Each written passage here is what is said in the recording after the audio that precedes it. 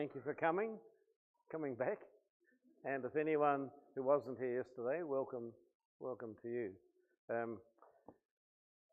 We've a longer time now with just kind of one presentation, so I'm going to kind of shift it a little bit. So it's a little different from yesterday, but also the same. We're going to begin with singing the song. Brother, sister, let me serve you, the servant song. Because today we're talking and reflecting a lot more on leadership, on servant leadership. And that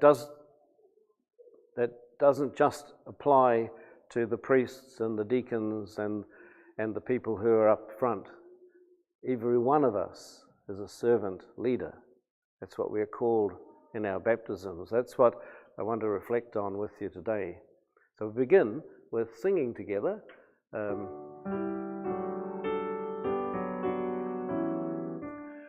Brother, sister, let me serve you. Let me be as Christ to you. Pray that I may have the grace to let you be my servant too. We are pilgrims on a journey, fellow travelers on the road. We are here to help each other walk the mile and bear the load. I will hold the Christ light for you in the night time of your fear. I will hold my hand out to you, speak the peace you long to hear. When we sing to God in heaven, we shall find the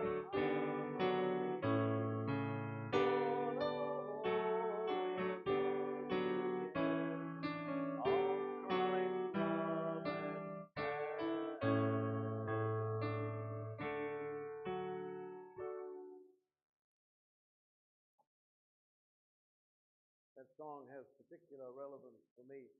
I first learned it when it came out in the mid-1970s, and we used it extensively in the youth group that I was responsible for. In those days, of course, it didn't have inclusive language, so it was, brother, let me serve you. But it's great to see the brother-sister together now. I'm sorry that the Monsignor didn't let me say a few words at the end of Mass, because I was going to tell the story of the priest and the taxi driver who arrived in heaven together. And the taxi driver was in the head of the queue. And when he arrived, St. Peter welcomed him with open arms, and there was a big bouquets of flowers presented to him. And as he walked through the gates, the choirs of angels were singing, and the priest was next in line, and he thought, wow, if the taxi driver gets this, it's going to be great for me. And when the priest came through, they just said, oh yes, welcome, Father, and your place is over there. He said, what's going on? The taxi driver gets all this. And St. Peter said, well, he said, I have to tell you, Father, that when the passengers were driving in the taxi, he wasn't a very good driver, and they all prayed. He said, Father, but when you were speaking, they were all asleep. And I was going to tell that today because I wanted to draw a contrast. I didn't see anyone sleeping when your celebrant was speaking today and leading you today. So it was actually going to be a compliment. I think he thought I was going to put him down, but no, I wouldn't dare. I wouldn't. Oh, on scene.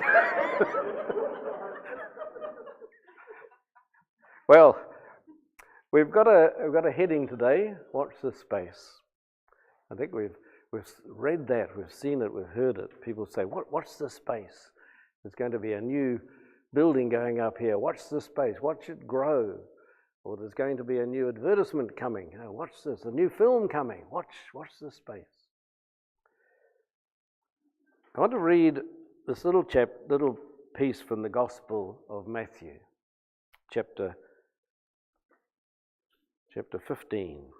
We all know the story, but just listen to it now with new ears, because the story is going to open up for us as we go through the morning. So, Jesus has been in one place, and as you know, he didn't stay in any one place, he moved on. Even when people wanted him to stay, he said, no, I have other places to go to. So Jesus left that place and withdrew to the region of Tyre and Sidon. Then out came a Canaanite woman from that district and started shouting, "Sir, Son of David, take pity on me. My daughter is tormented by a devil."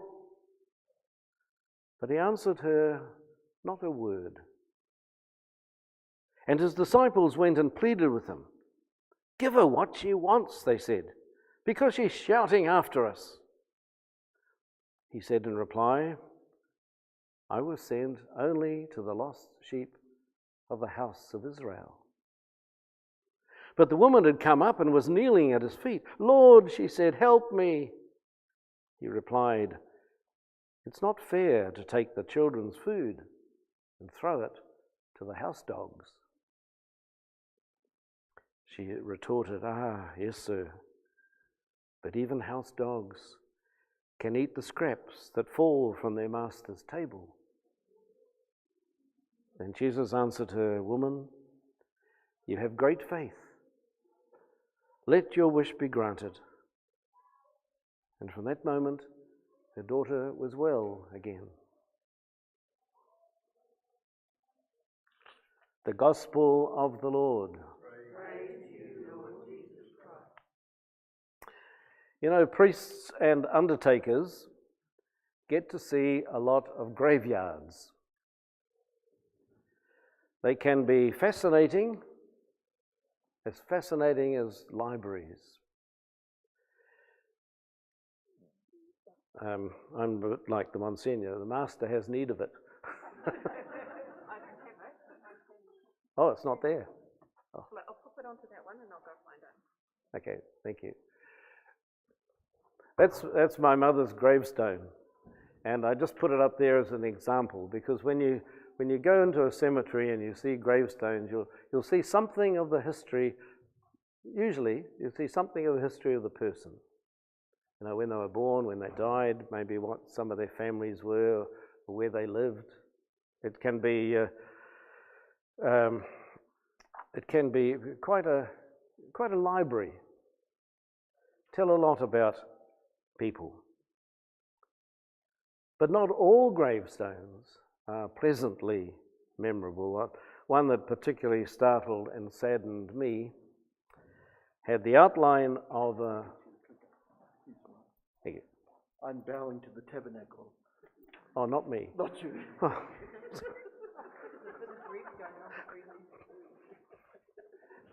But one that particularly troubled me was a gravestone that had a motorcycle carved on it. Thank you. And with large letters it read, "Ride 'em high." And underneath was the pathetic inscription, "Josh. Heaven doesn't want him and hell's too frightened of him." Very sad, isn't it? And that's there forever until someone takes it down or changes it. But others can be beautiful and powerful in their simplicity. And one that I saw, and it gave me the idea for this presentation, was one that had this very brief description that the woman had chosen, and it just said, "Thanks for the space." Thanks for the space. It holds and it says so much. Thanks for the space here, this grave. Thanks for the space that has been my life. Thanks for the space, the time in which I lived. Thanks for the space I filled in life. And the space around me in which other people lived and moved and came close to me. Thanks for the space. It's also an acknowledgement that the space she had was given to her. She hadn't really created her own space. It was a gift, on loan. Thanks for the world and the universe, the sun and the stars, and the air and the water and everything that contributes to and is necessary for my life. Thanks. Thanks for the space. I want you to resonate, let that resonate and run around you this morning. The gravestone message told of a woman's gratefulness for what she had received. What might it mean to you in your servant leadership role in the parish and in the town or city which you identify with? You're not just a servant leader when you come to Mass.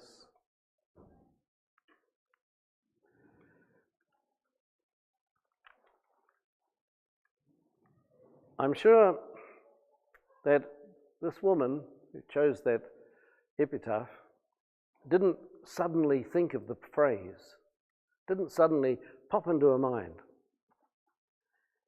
She'd watched it carefully. She'd got to know her space. Got to know it. She felt comfortable with it. And she sees it in relation to other spaces. Only then could she say, thank you. Her gratefulness could only come after she'd come to really appreciate what her space meant.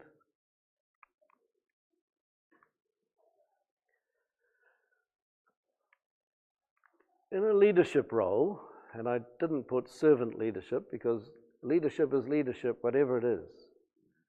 Some of you may be teachers, some of you are parents. All of you are here, I presume, our parishioners. So there's a leadership role in everyone's life. So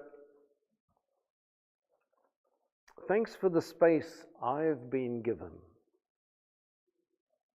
I've been given a space in which to live. The opportunities I've been given to be and to become someone. Space in which I live. Opportunities. Thanks for the space that announces my uniqueness. No one else is in my space. We can sometimes think you're in my space. Get out of my space. You're in my face. It's another way of saying it. But no one else can really be you. No one else can take your place, your space. Interesting how you see those words, face, place, space. The fact that no one else can fill my space, the space that proclaims my presence and no one else's presence. This is me. In this space, so different from you, and yet linked to you, because My space can only be if I allow you your space. Perhaps you can see where we're going. Yesterday I spoke about partnership, togetherness, needing one another, and our spaces determine that. COVID has had us in another kind of space. Social distancing, we call it. And we don't like that, because that's not a productive space. It's an artificial space. It's not the space that we're really talking about. It's not the space that matters. We want to get rid of that space as quickly as we can. So what is that telling us about space?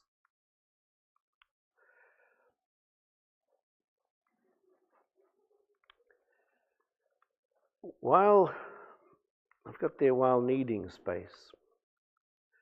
Well, thanks for the space that enables me to respect myself as a person and to respect you. We respect each other's space. We give each other space. Knowing my space, being comfortable with my space, carries a temptation to devalue or even ignore other spaces. To forget that they're just as good, just as important as my space. Without them, my space would cease to exist. Without other spaces.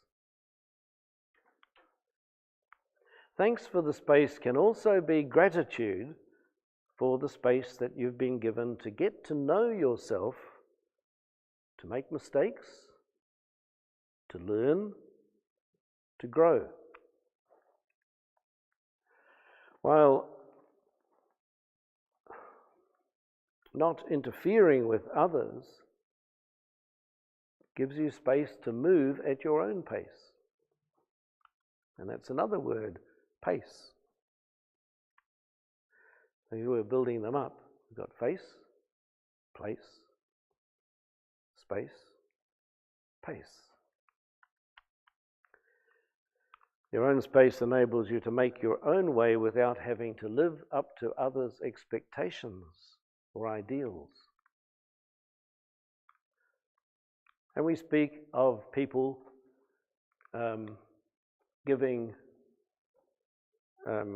breathing space. Give you breathing space. Not crowding them or placing too many demands on them. Just to make sure I thought there was another one. Oh yes, I'm sorry, there it is there. Respecting space and giving others breathing space.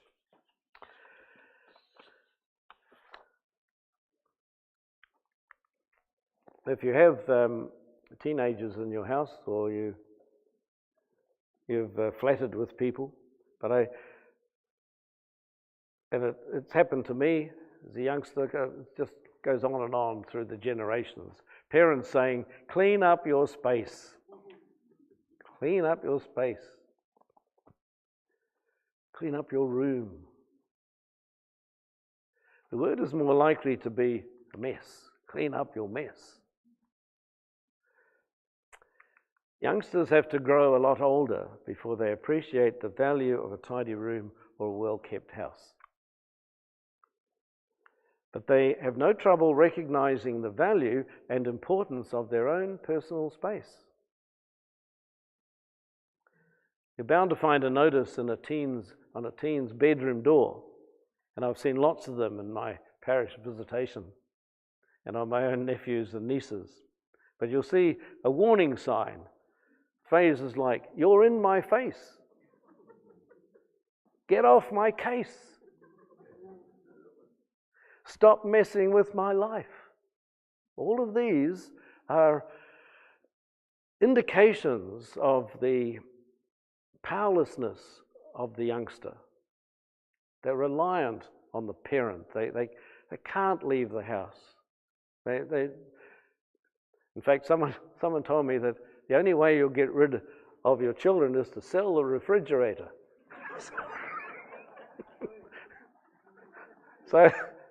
But all of these have references to the sacred space that defines my individuality, the territory that I'll defend at all costs.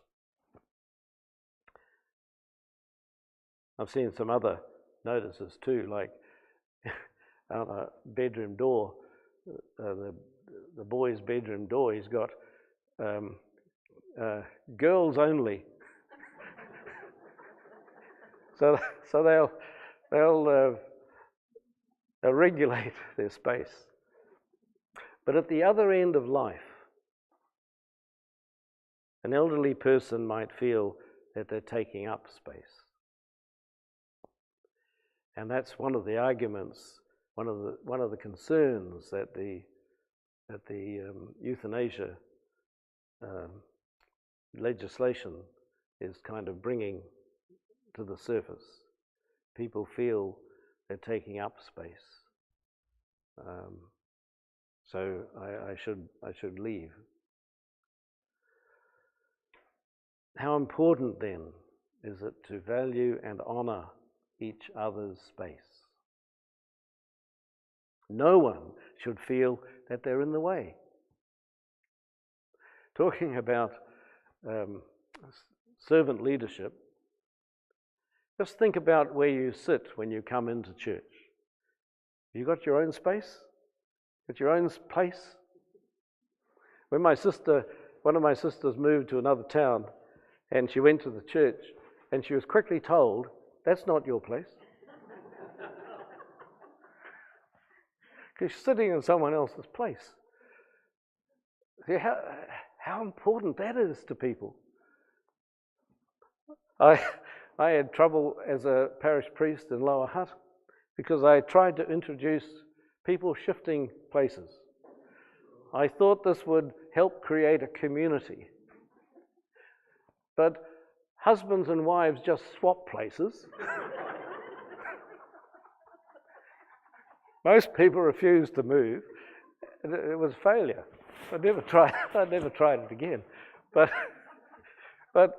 it's also saying something about our, we can be unaware of the need to become more friendly with each other. Don't just stay with the ones you know. So being a servant leader is primarily to serve. And servants are on the move. Servants are on the lookout. You go to a restaurant and you get the service at the table, but they're on the lookout. Does this person need something? Can I sell another bottle of wine to that table? Can I? They're asking. That's what you as servant leaders should be more aware of. I'm not saying you're not aware, but the idea that you all have your own place in the church, for instance, is a good thing, good place to start. Why can't I sit somewhere else? You take a risk because you're sitting where someone else usually sits, as my sister found out. But she went back. It didn't stop her from going to Mass. She went back. She found her own place. And now she's in that position. No one else better sit there. I have been to Mass with her, and she says, "Oh, we sit over here." I said, "How do you know?" "Well, that's where I always sit." So the reading often chosen for funerals. You may be aware of this. It depends how many funerals you go to. But the gospel reading is often about, "In my Father's house there are many rooms." And I used to wonder, why is that so popular? Lots of beautiful scripture readings. But I concluded that it has something to do with our individuality, with we would love God and God does this, of course, but we would love God to know us for ourselves. And your rooms at home help identify you. Your personality is in your room.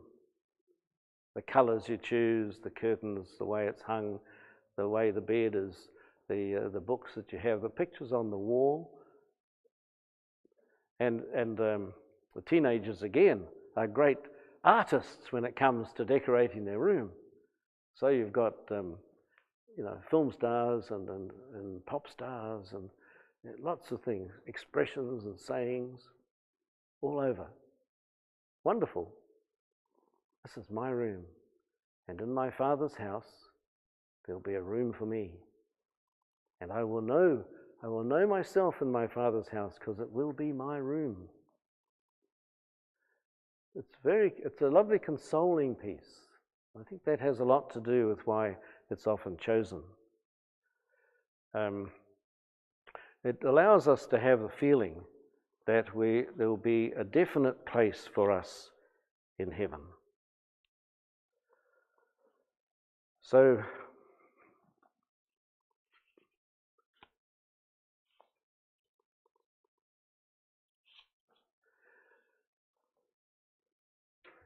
knowing that my individuality, my personality, my likes and dislikes, my habits and preferences will be respected as being part of who I am. And that'll be as important in heaven as it is on earth.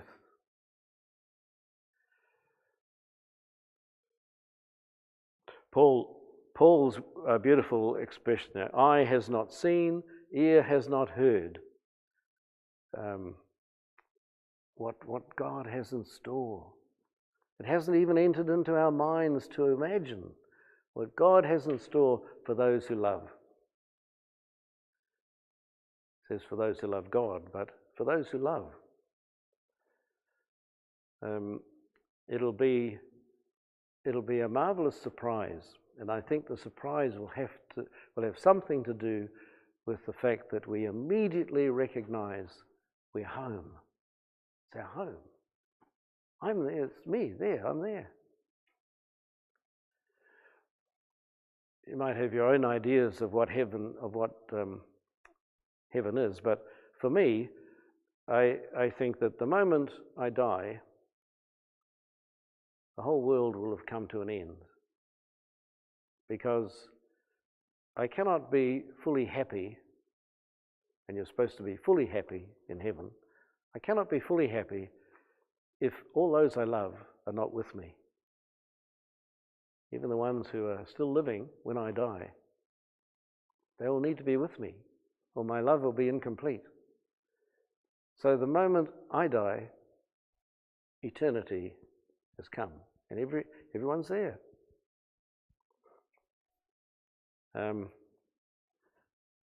I've said in a joking form to my mother, who died 23 years ago. Oh, I had to apologize, by the way, to my sisters during the week because I forgot Mum's anniversary, which was last Tuesday, the 5th of April. But my excuse is that she died on Easter Monday, and the date shifts every year. So it was the 5th of April, Easter Monday, when she died. I wasn't with her when she died. My sisters had to tell her. Well, two of my sisters were there, and she always believed she was going to die on Easter Sunday. And Easter Sunday came, and she was pretty near death. But they had to tell her, "It's Easter Sunday, Mum. Better get on with it. You wanted to die on Easter Sunday. It's Easter Sunday. It's getting late." And but like so many people, she waited till they'd gone, and then at 2 a.m. on Easter Monday morning, they got a ring to say she died. So Easter Monday. But yeah, I had to apologize. And one of my sisters was good enough to reply and said, "You're not the only one." I forgot too. So, But the space in heaven, that's where we will really know ourselves. Now, thanks in action. How do you really show your thanks? First of all, you've got to be convinced that what you're thanking for matters, or that the person that you're thanking really counts. A glib thank you tossed over. We say it so often. Thank you, almost as often as we say sorry. We say thank you. It's important to say it. You teach little children. You give them something. Now, what do you say? What do you say? Thank you. Yeah. But it takes a conviction for it to be fully accepted and understood. You need to know too that it's a privilege. It expresses a privilege. I've been given something which I value, and that is, I say thank you for that privilege. It's also a blessing. In fact, the word that we use for Eucharist, the Greek word means thanks, to give thanks. And we speak of the Eucharistic Prayer as a prayer of thanksgiving. And if you look at the Eucharistic prayers, how often that word comes in. Lift up your hearts. Let us give thanks to the Lord our God. It is truly right to give you thanks. It's fitting and just and so on. And then you'll see within the prayer the word thanks. Jesus took the bread and he gave thanks. And that's our word grace before meals, gracias, to give thanks, to be thankful. So when we ask a blessing on something or someone, it is a way of giving thanks. You bless someone, or you say, God bless you. It's a way of, I'm being thankful and grateful for you. I believe you are worth blessing. And also, thanks indicates a choice. I choose to give thanks. And I give thanks because I have been chosen. Jesus said, you did not choose me, I chose you. And I commissioned you to go out. And the sign in the foyer there, to go, make disciples. The ending of our Mass today, go and proclaim the gospel by your way of life. And I think for Christians, our way of life has to center around thanksgiving. Because that's the heart of our Eucharist, and the Eucharist is the heart of our faith. So, be disciples by your way of life is to be a grateful person, a person full of thanks. And that'll show. It'll show. Instead of always complaining, the bus hasn't arrived. Oh, the hold up. I came up by bus from Wellington on Friday, and there was a big hold up just north of Turangi where they were sealing the road. And we sat in the bus for 20 minutes. And there were only 15 people on the bus, so there wasn't a lot of chatter. But no one really complained. I suppose with just 15 people in a 44-seater bus, there's plenty of room. So we didn't mind. There was no crowding. But the bus driver just said at one stage, we were doing very well time-wise until this. That made us a bit late. But as we got off the bus, I think there was only 3 of us getting off at Taupo, and the rest were going on to Rotorua or Tauranga. But the people getting off the bus were saying, thank you, great ride, thanks driver. And in Wellington, I've discovered since being in a retired situation and taking the bus quite often from Island Bay into the city or elsewhere, that there is a habit in Wellington of saying thank you driver when you get off the public transport. I'm not sure if that happens elsewhere, but I've been quite impressed by the custom. They get off the bus in Courtney Place or Lambton Quay. Thank you, driver. So thank you comes naturally, but it only comes out of a sense of having been blessed, chosen. It's a privilege that I've received. I've got this conviction that I couldn't have done this on my own. Someone else is responsible or helping me. So thank you. Thanks for the space. That's what we're saying all the time without putting for the space. Thank you. Thank you for the space on this bus. Thank you for the driver that's in his space that's brought me here. Thank you. Now, I just want to do one little more and then we'll have a break for just 5 minutes or so. Is that okay? Give you a chance to stretch. But the next little one is looking particularly at the space, this one here, the shared space.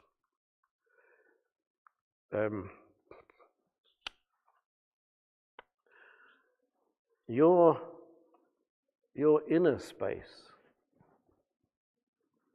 is your most private room. When Jesus was talking about fasting, remember what he said? When you fast, don't put on a gloomy look like the hypocrites do, but put oil on your face, brighten yourself up. That's the sign of a person giving thanks. Brighten yourself up. People don't know you're fasting, but you are in other ways. And when you pray, don't shout it out on the street corners. Go into your inner room. Shut your door. And what he's saying there is he's not telling you don't come to Mass and pray with the peace. That's not what he's saying. He's saying be aware of your inner space. Your inner space. The space within. As opposed to outer space. Your inner space is your most private room. And that's the space that accompanies you through all your outer space. They're tied together. What is within you interacts with what is outside of you. Jesus speaks about your inner room when he reminds us that the most important prayer is the one we pray there. Not on street corners or in the church, because if you can't pray within yourself, you're never going to be able to pray with others or pray outside of yourself. Because you bring your inner self to interact with your outer space. When we open our hearts to anyone, we invite them into our most personal space. So when you open your hearts to someone, I love you, you're opening your inner space. You're inviting them to come and share what is most important to you. Heart to heart, we say. And that's how we need to be able to react as servant leaders. We need to be, and I don't want to make this sound awkward or difficult for people, but when I say you need to be as intimate with other people as you are within yourself. You're inviting people. not to be your soulmate or your bedmate or your life partner, but it's to saying, I'm inviting you to be part of me, just as I welcome and value my own space. I welcome your space, and I recognize that our spaces are necessary. That's why we don't like the artificial spatial distance, social distancing. When we open our hearts, we invite them into that space, and in this space there can be no pretense, no double talk, no avoiding or sidetracking issues.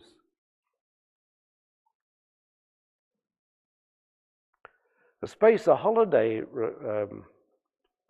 holiday enables or provides, or a retreat, it can be a time away from the normal routine. Holiday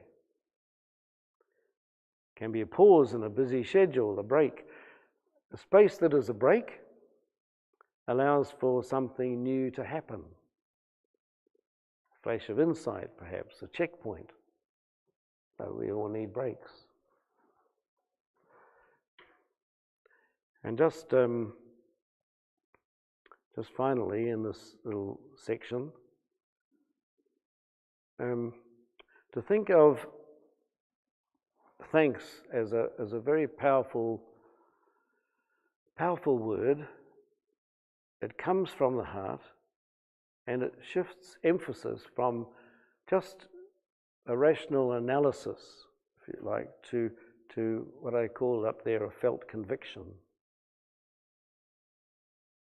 Thanks says, I appreciate, I'm aware. I say thanks because I know I've been blessed, I've been chosen. It's a powerful word, powerful concept.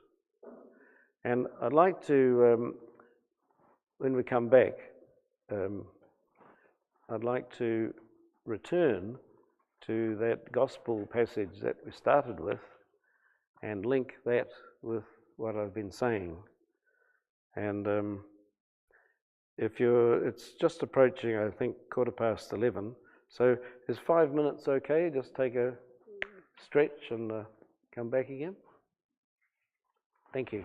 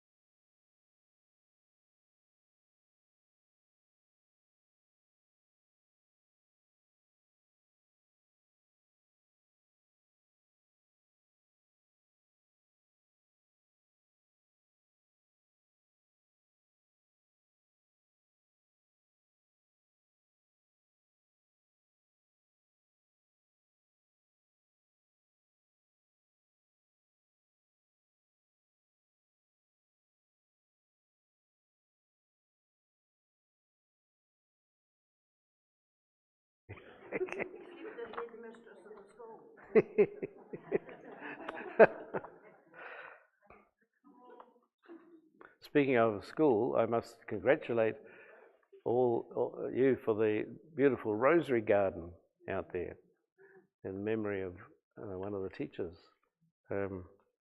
Yes, I did a little circuit of it last evening. It's a beautiful space, beautiful, yeah. All right, can we just go back to that gospel passage?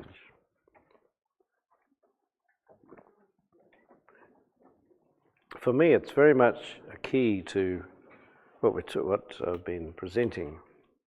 So,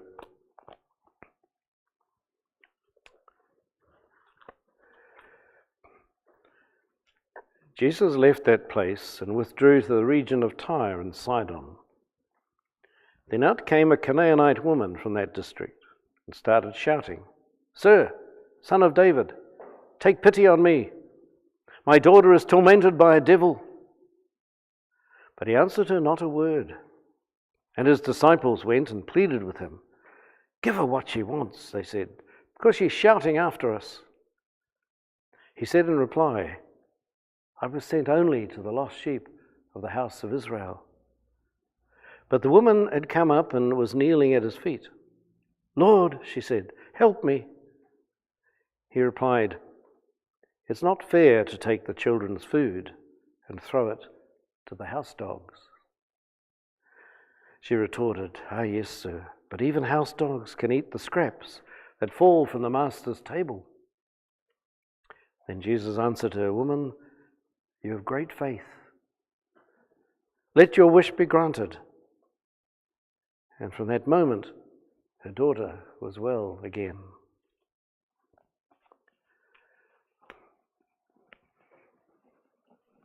A Canaanite woman enters Jesus' personal space.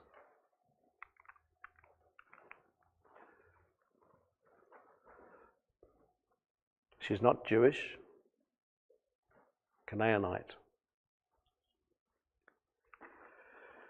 What does Jesus do? Nothing. Nothing. He answered her not a word. The disciples start pleading with him. She's entered their space too. She's taken Jesus away from them, distracted him from them. Give her what she wants, get rid of her. She's driving us mad. They don't want her in their space either. But Jesus is not ready to open his space, accusing her of wanting what she has no right to, the children's food. The woman holds her ground and then opens Jesus to recognize a space that in his humanity he hadn't yet seen. That his call was to much more than simply the Jewish community.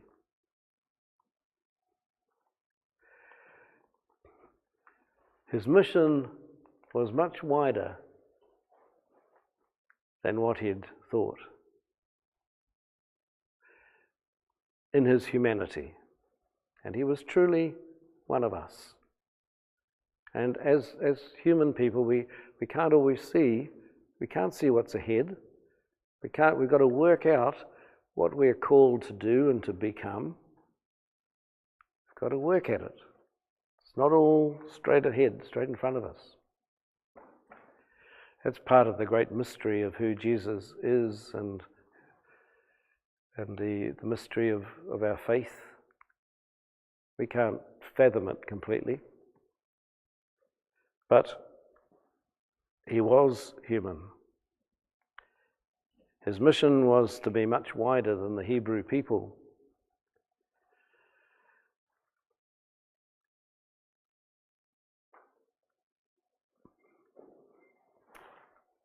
So, a growing awareness. And in the end, he gifted his space. It's not easy opening your space to others. I've hinted at the need to do that, to take your inner self and let it and expose it to others. It's not easy. It's not easy being a leader in any sense of the word. But it's only possible if you see yourself first as servants.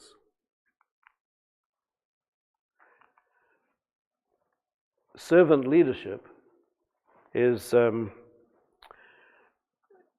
the gospel context, recognizes the sacredness of every space. Unique, God-given, and interconnected. So every space is unique, it's God-given, but it's interconnected. It's not totally separate, even though it seems to be, appears to be. And sometimes we believe it to be our space. Don't disturb me. That's what Jesus was doing. That's what the disciples were doing. Get her out of here. And yet the expansive realization in Jesus, the woman's determination, and he recognized that and was, we might say, man enough to change.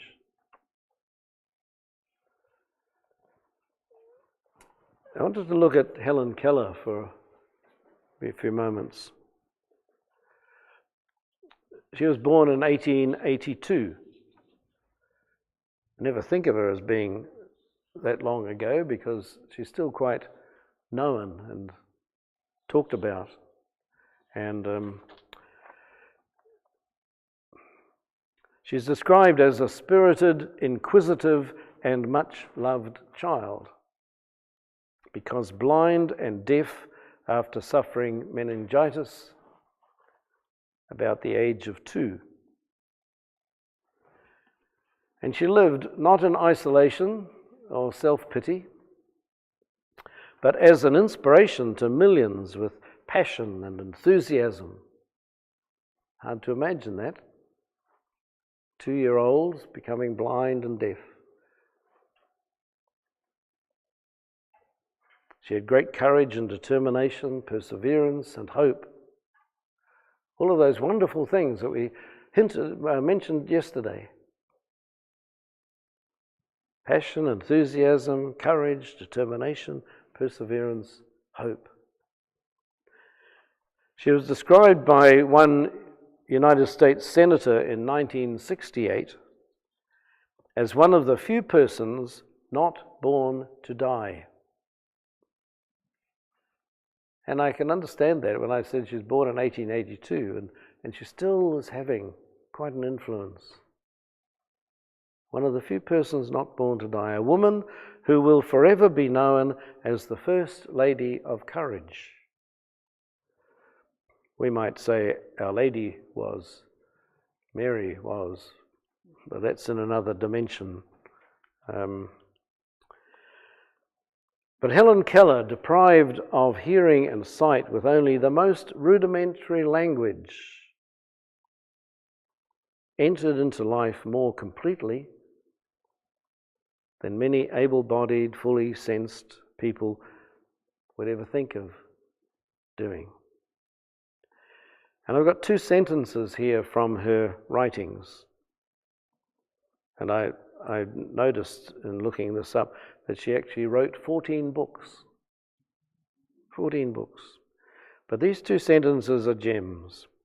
They're gifts to us at this moment of seeking ways of saying thanks for the space. She said, smell is a most potent wizard that transforms you.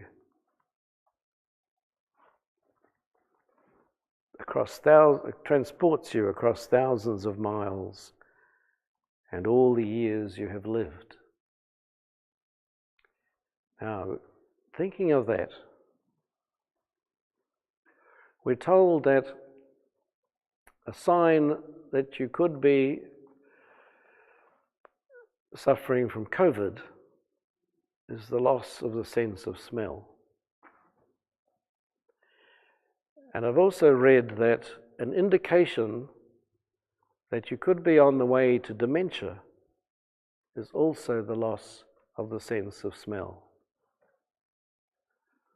Smell is such a powerful sense. It brings back your memories.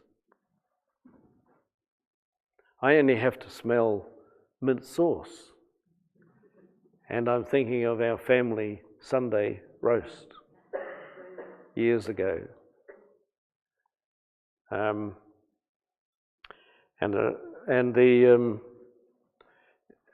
you'll know this yourself, of course, but the sense of smell.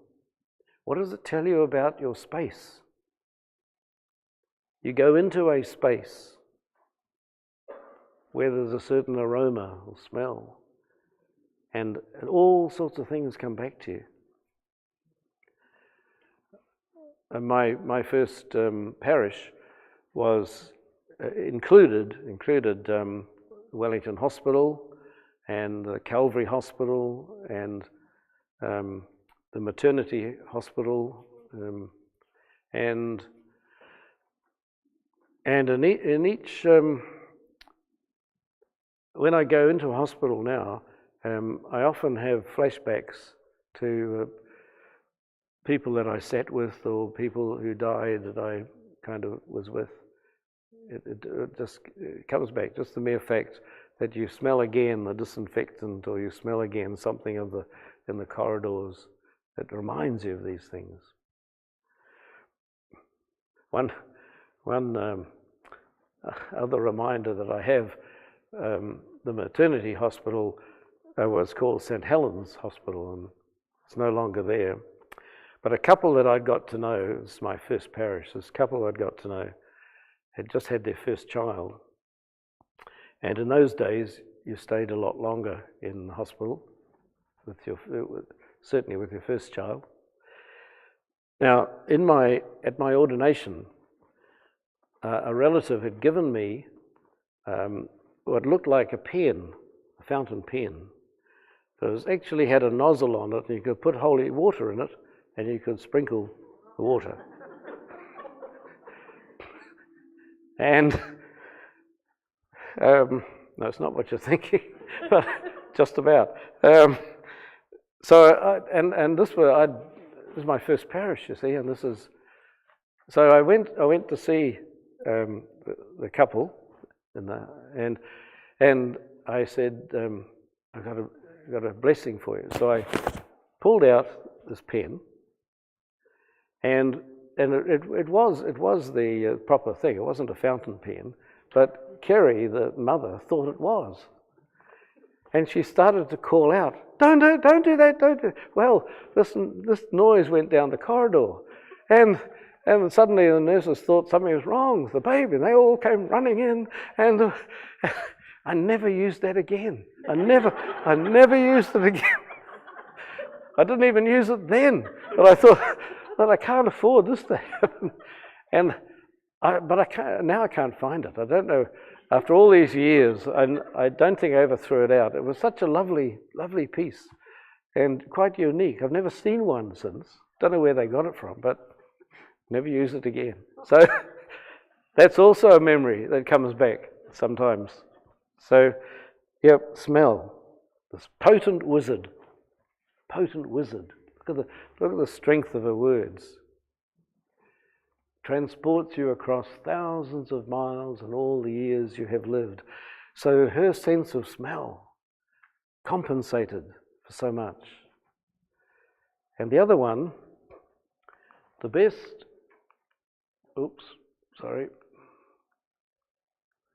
the the best and most beautiful things in the world cannot be seen or even touched. They must be felt with the heart. She couldn't see anything, but she could feel. And that too relates to space. You know that you are in the presence of something special when you enter a space where there is great respect, dignity. Coming in here into this space is different from going into a picture theatre or a concert hall. This is a space that is quite a treasure. You know when you're in another space that doesn't have the same. Each space has its own feel.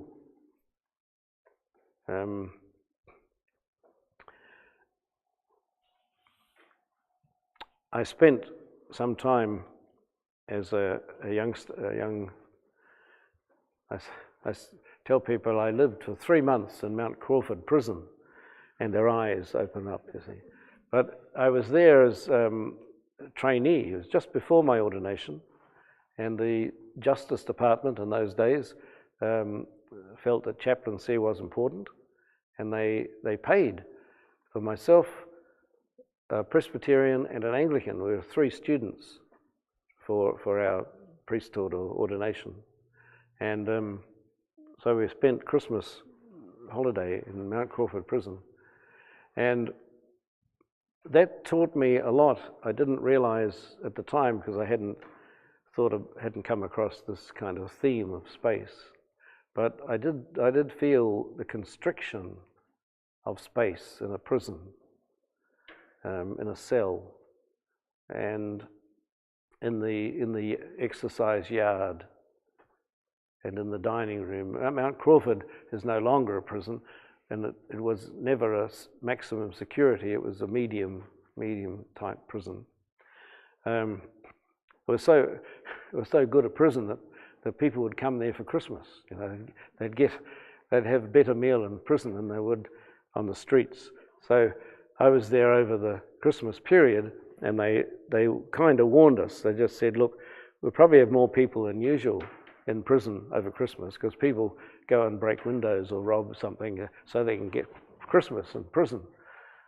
Doesn't happen anymore, but just that sense of a different kind of space.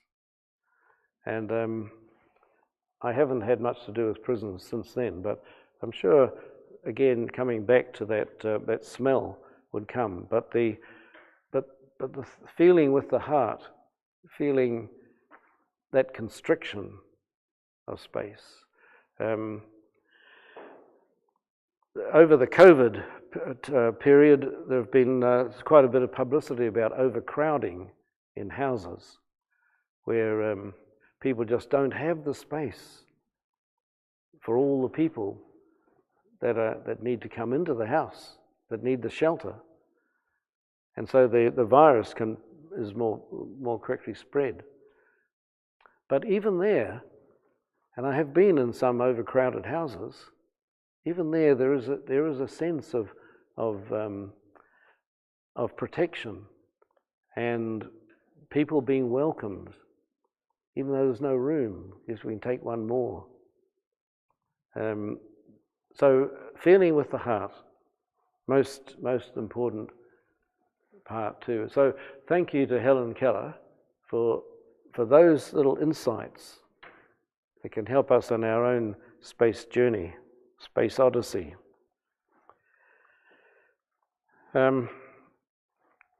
Pope Francis wrote a letter to priests a couple of years ago, and there's a couple of quotes from it, because while he's writing to priests, what he says applies to all of us, particularly in leadership roles. So to you, servant leaders, just watch his words. A minister, you could be a principal, you could be a parent, you could add words to that. A minister whose heart is encouraged is one always on the move. If your heart's an encouraged heart, you're always on the move. In our going forth, we walk sometimes in front, sometimes in the middle, sometimes behind. By being close to and among the people, we learn from them even new paths and new ways of doing things. You serve in the trenches, bearing the burden of the day and the heat. Despite the hardships of the journey, you are writing the finest pages of the priestly or teaching life. Francis has described the church as a field hospital. A field hospital. In the middle of the battle, the field hospital is there to patch up the wounded, to heal the brokenhearted, to help people see a new way, see again. But think of yourselves. Instead of a minister, just put yourself.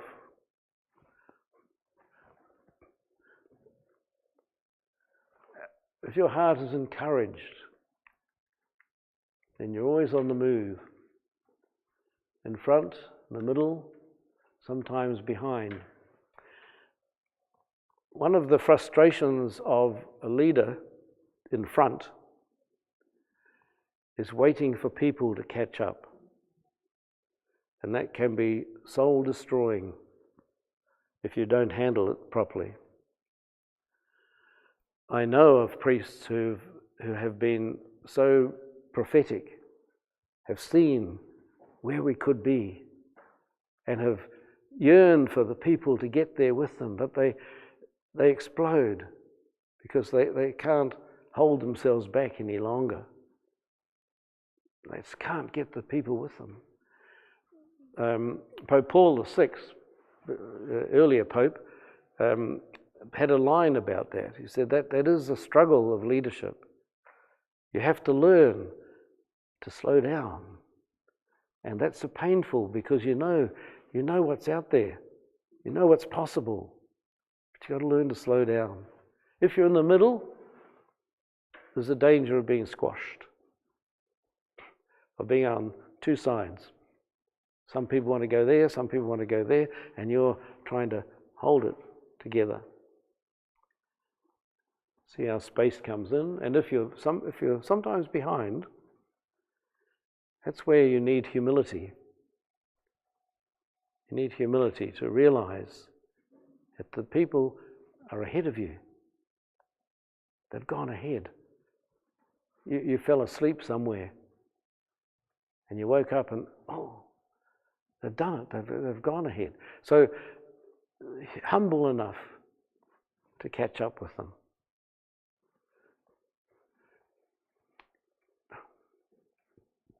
You need to be close to people. You can't just keep your own little spirituality.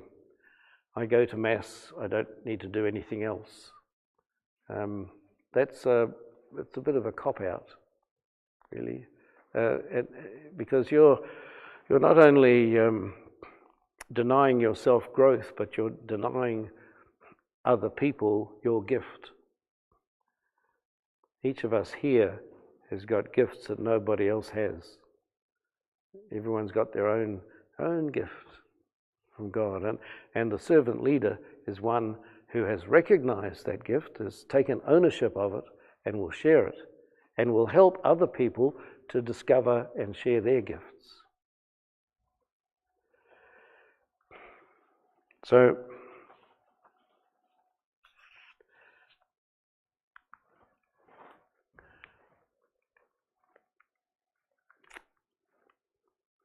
the Pope also said that the Lord is purifying his bride, the church, is rescuing us from hypocrisy, from the spirituality of appearances. Now that might seem a bit obtuse, but what he's saying to you and I as servant leaders is that we cannot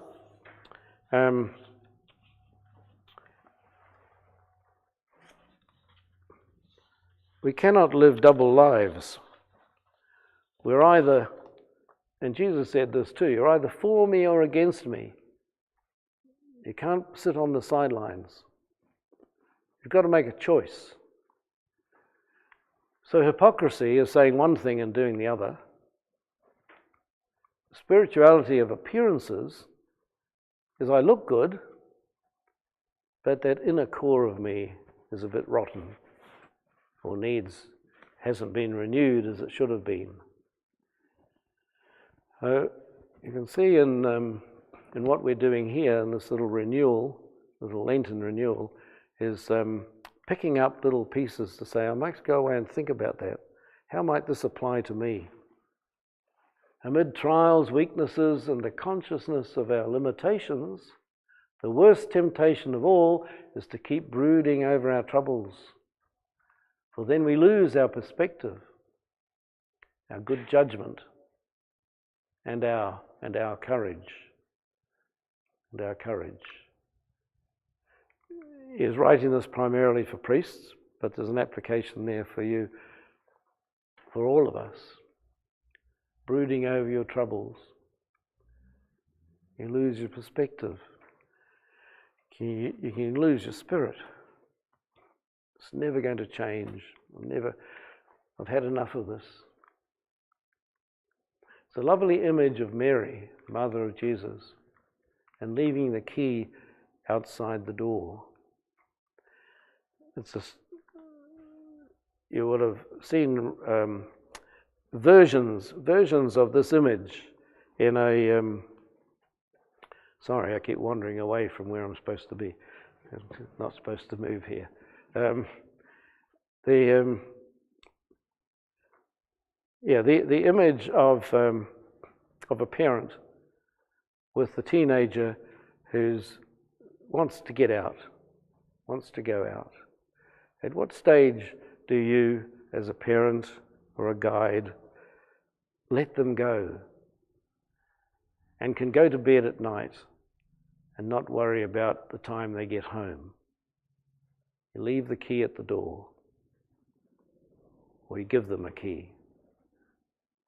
A question of trust. Servant leaders have got to be full of trust. The wedding feast at Cana. What did Mary say? They have no wine. She didn't say, you better do something about it. What are you going to do? She just stated the fact. They have no wine. Nothing more. The great trust of Mary. Be it done unto me according to your word. I don't know how I'm going to handle this, but I'll say yes. Someone asks you to do something within the parish. They're only asking you because they believe you have the capacity, the potential, the gift to do it. So before you say no, take time to think, why am I being asked? Do they think I'm a sucker? Yeah. Do they really think I could do that? I've never done that. But if you trust enough, probably, sure mistakes can be made, but probably you're not being asked. You're only being asked because people think they've watched you, they've seen you, they sense that you've got the skill. And you may never have seen it yourself. They have no wine. She's ever concerned that the wine not be lacking in our lives.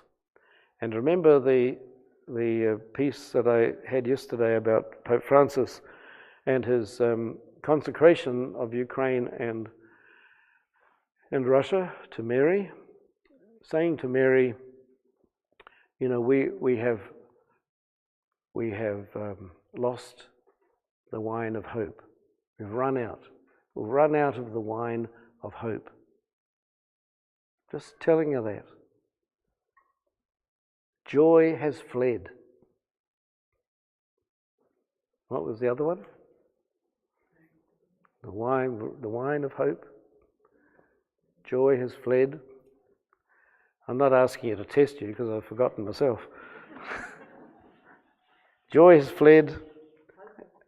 And fraternity, has faded. Brotherhood, sisterhood has faded. And those three things are essential for the servant leader. To be able to recognize when the wine is running out, where people need a boost, where some renewal is required. Joy has fled. Why is that? Brotherhood, sisterhood has faded. We've got to get it back. Oh, if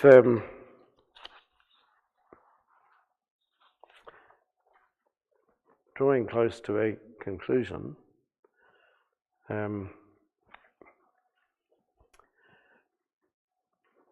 I think I'm on the right track now.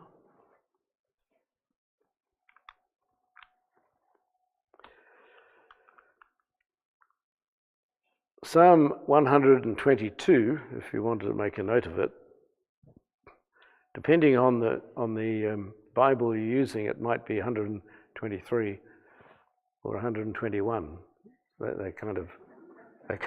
They are. You realise that there are two numberings of the Psalms, but anyway, it's around 122.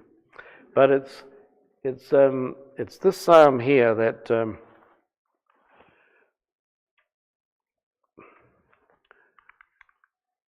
okay. Within the gates of a castle or a temple, there was security, there was safety within the gates.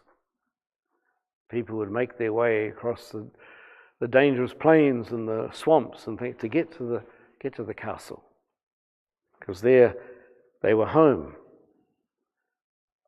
There was rejoicing because our feet are standing within your gates, O Jerusalem, is the psalm.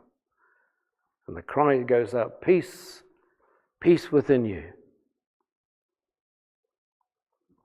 To be welcomed within the gates was to be in a space of safety and security. The space offered friendship, a home away from home. And as you reflect on your servant leadership role, step within the gates of your true self. Invite Jesus to accompany you. And in his company, you will know peace within you.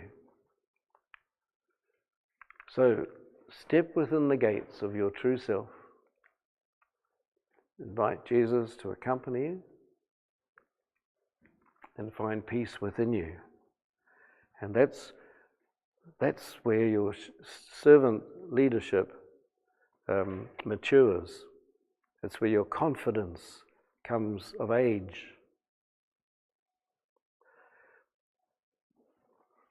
I have two handouts here. One for you to take away. It's just headed up, thanks for the space. And it has just some suggestions of how you can be thankful for the space. So if you wouldn't mind just passing these along, please.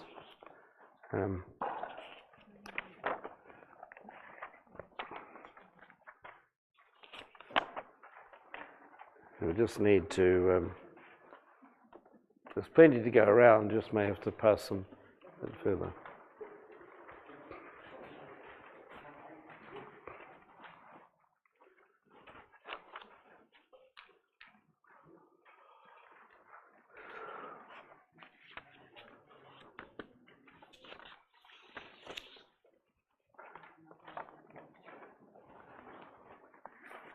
Now, if you could,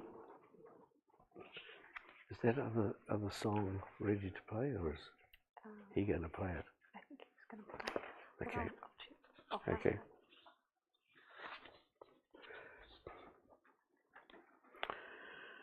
Now, if you could also pass this one around, please.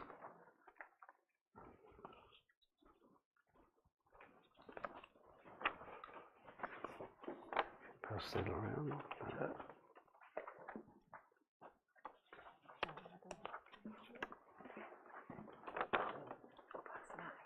Yep.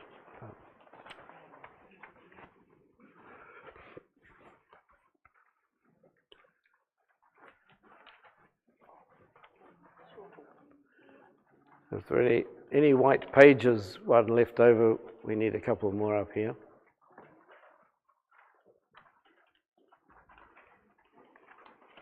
He'll be here in a second. Okay.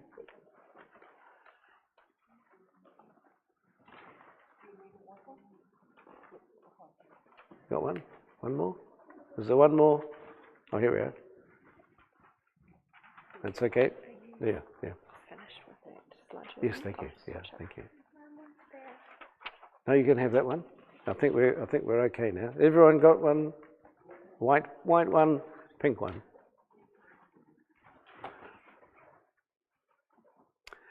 The pink one is for you, or you can take them both away, but the pink one is for you to take and think about.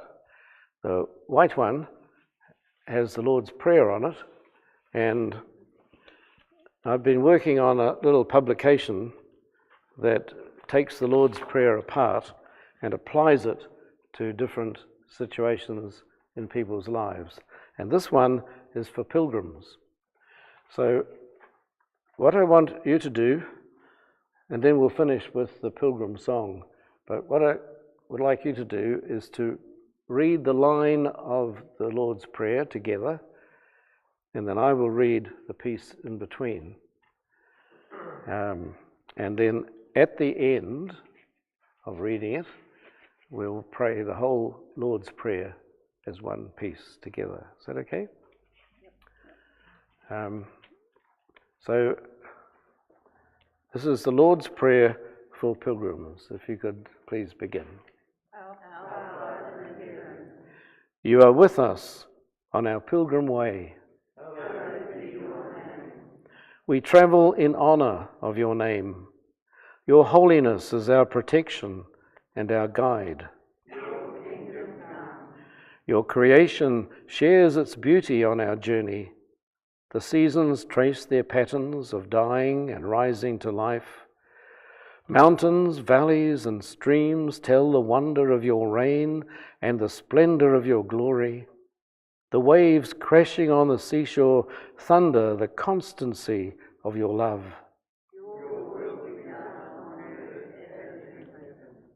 There is a restlessness in our journeying. St. Augustine reminds us we will not rest until we rest in you. May our pilgrimage be marked by our faithfulness to your will. As pilgrims, we seek the bread of companionship. Fill us with this bread each day, that we might grow in wisdom and understanding, compassion and tolerance. Help us to become bread for others.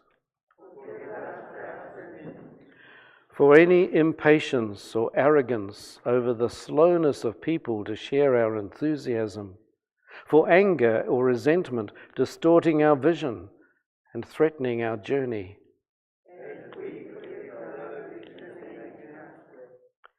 Forgiveness comes easier on pilgrimage, perhaps because a pilgrim is acutely aware of life passing by, and holding on to hurt or personal grievance is wasteful of time and energy.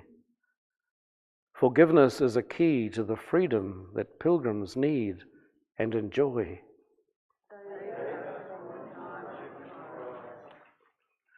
Pilgrims are not robots programmed to travel untroubled.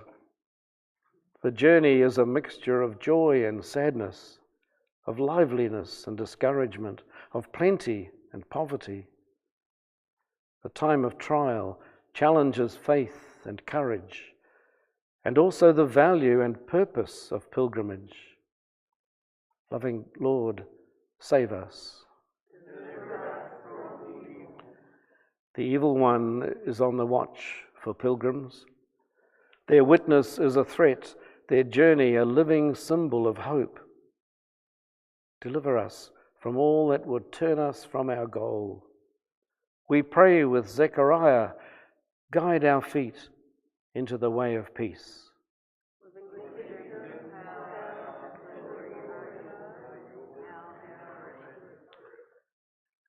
And let's pray as we stand together. Our Father in heaven, hallowed be your name. Your kingdom come, your will be done on earth as in heaven. Give us today our daily bread.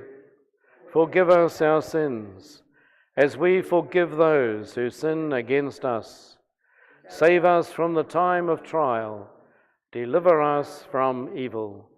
For the kingdom, the power, and the glory are yours, now and forever. And we sing together.